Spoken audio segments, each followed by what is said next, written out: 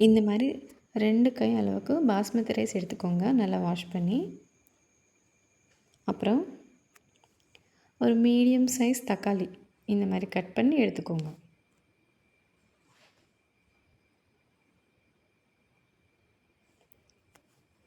Next ஒரு carrot slices.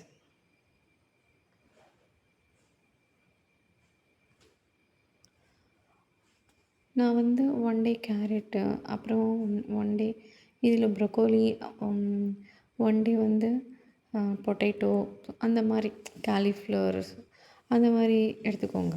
ஒரு one டேக்கு ஒரு டிஃப்ரெண்ட்டான ரெசிபி பசங்களுக்கும் நல்லாயிருக்கு டேஸ்டியாக. ஆல் வெஜிடபிள்ஸ் 1 டே வந்து ஆல் வெஜிடபிள் கொஞ்சமாக அந்த மாதிரி. இன்றைக்கி வந்து நான் லன்ச் ப்ரிப்பேர் பண்ணுறேன்.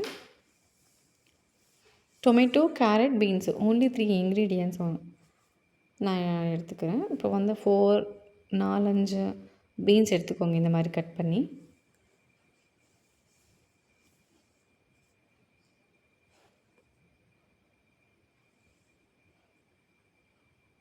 அவ்வளோதான். இதில் வந்து 1/2 டீஸ்பூன் உப்பு சேர்த்துக்கோங்க. அப்புறமா 4 பிளாக் பெப்பர்.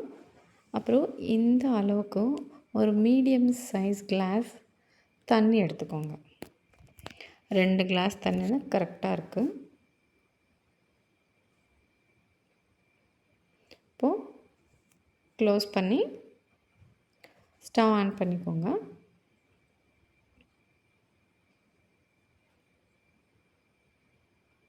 ரொம்ப சிம்பிள் ஈஸியான ரெசிபி.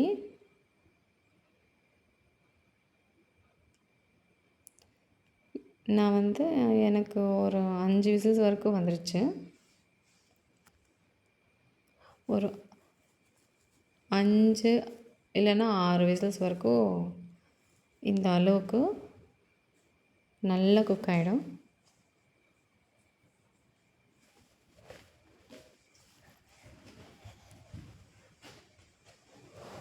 அவ்வளோதான். ரொம்ப சிம்பிளான ரெசிபி.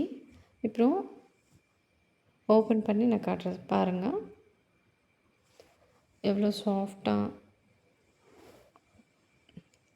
ரைஸு வெஜிடபிள்ஸு எல்லாமே நல்லா குக் ஆகிட்டு.